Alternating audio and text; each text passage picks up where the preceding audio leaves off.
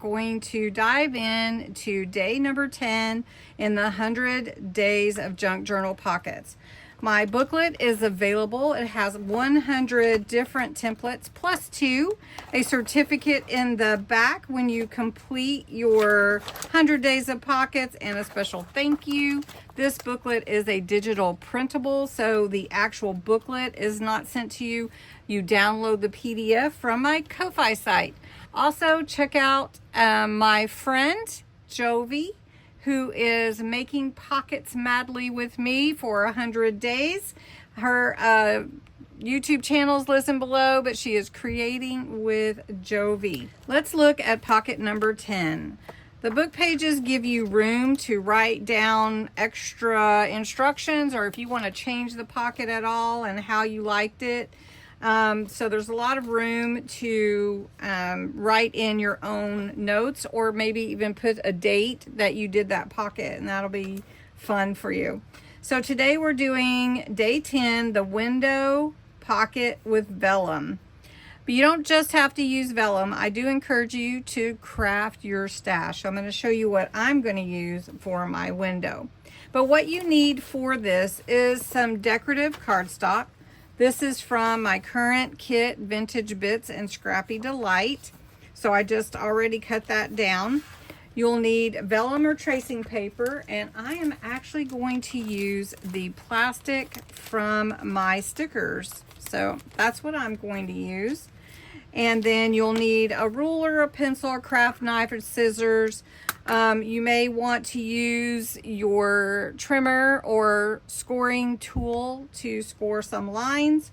You'll want to have your glue, and you could optionally do this and sew your pocket into your journal. So that's up to you, and of course any embellishments that you want.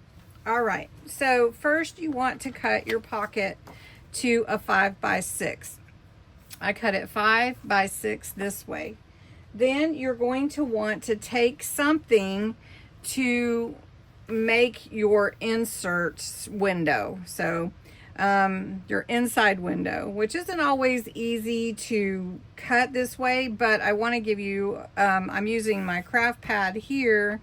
This is a self-healing pad where I can use my craft knife. So you can take shapes that you have just lying around. You can use an oval from a stamping ink pad, or you could use your square from your distress oxide pad. Whatever you have. If you have a you know, like a die cutting machine, or if you have something that you prefer to use to cut out different shapes and circles, then please feel free to do that. But anyway, we're at 1, 2, 3, 4, 5, and 6 inches. And so I want this to be sort of in the middle. So this is about 2 inches here, and it's a little less. So I'm going to scoot it up just a little bit. So that's about where I want it on that side. But I want it in the middle. So this is 1 and this is 1. I'm not quite there. So we want to get it about right there. And I'm using the lines on my craft mat to help guide me. All right, so now I'm going to take my pen or pencil, whichever. Let's try pencil. And I'm just going to hold this down, and I'm going to go around the edges of this with my pencil. And that's where I want to cut it out. Now, I do have a MIDI, or I have a diamond press, and I could use those. But I decided to show you this way so that you could make up your mind however you want. All right, so I'm just going to take my ruler to help me and my craft knife, and I'm just going to make a crisscross. I'm going to make a down, and I'm going to turn it and cross it this way, almost to the lines. And then I'm going to take my ruler in that middle, and I'm just going to bring it across this way. And then I'm going to go across this way. This makes it a little bit easier to cut out your shape because you have all this cut away already. Now you could cut it with that craft knife if you want to, but I'm going to go ahead and just cut this out with my scissors. and then I'll be back with you. In the instructions, you want to leave at least a 1/2 inch border. And for me, I left right at 1 inch on both sides. So I think we're good there. And I'm going to add some lace around it, I think. But we'll do that later when we embellish. All right, so now I have to erase my lines if I didn't cut them out, right? And then the next thing that we need to do is cut our vellum to be a little bit bigger than this hole. And so my sticker envelope or plastic envelope for my stickers is very much bigger. So I'm just going to cut this piece and see how big it actually needs to be. Let's just cut it because it needs to glue in and have room around these edges. So, and no one really needs to see it, so you can cut it however big your window is. Now this is open to interpretation, so you can cut your window how big you want it. All right, now you can glue this or tape it however you want. I'll show you with tape that it will work with tape as well. We're not doing a shaker card, so we don't need any 3D foam. So we're just gonna put that down on top of that tape. And double stick tape holds it just fine. Now one thing that you might want to do is if you are taping it and you didn't really get all the edges, you may want to make sure, since you're going to use this as a pocket. So you just come back and then fix those. All right, so then you have your window already. And then what you want to do is you're going to go ahead and make some score lines before you assemble your pocket and glue it in. So what I like to do to score is, you know, I just do the same thing on all 3 sides. So we're going to do 1/4 inch,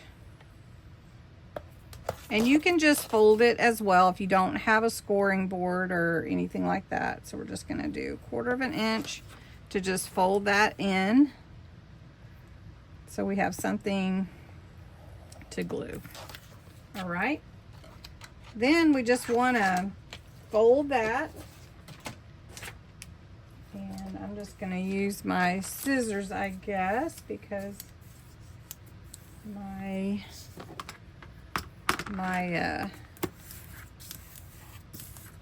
scoring tool is probably buried. So we're just going to use this. You don't have to have all the tools if you don't, I mean, you don't have to have all those tools to do all of this. Okay, so then the next thing that I do is I cut that corner off right here, and I just make a little triangle on the other 2. So it just makes a little triangle there and here. So right at that corner. And then up here, I'm just going to cut a little triangle right here, like that. So then when I glue it in, it'll glue in and have some nice edges. Give me a little room too. So we're not gusseting anything, but it is nice to have that finished edge. All right, so then you'll want to embellish, or however you want to do it. And so what I'm going to do first is I'm going to take some ink and I'm going to go around these edges. Now if you wanted to go around the edges of your window, you could have done that before, but I'm going to put some lace around those edges for my pocket, for my embellishment. So we're going to do this, and that looks really neat. I really love vintagizing. All right, so before we do any other embellishing, I'm going to glue my pocket to this page. Now this would be like as if I was gluing it into my journal. So I'm just going to put a little glue on here. And then we're going to put it here. I'm just going to put it towards the bottom of this page because I'm not sure what journal it would go in. So this may just go in my idea book, which is fine. And then that way I can refer to it all the time. Okay, so then all you want to do is embellish. All right, and this is day 10's window pocket with vellum, except for I used my packaging from a sticker package. So I've just put in some tags in here, and this makes a really nice size pocket. And then if you wanted to put a picture or something in there, you could definitely do that. And then that is day 10. So I hope you'll come back for day 11. This is so fun, and we're just going to keep making pockets for 100 days, total 100 days, and I hope you'll join us every day. Thanks so much for watching. Check out Creating with Jovi's videos. She's doing some great tutorials too, and her interpretation may be a little bit different than mine, or she may have a different style, which is totally fine because we all have different styles. So I hope you enjoyed this pocket, and you'll check out the others that we've already posted, 1 through 9. Don't forget the booklet is available on my Ko-Fi site, and have a great day.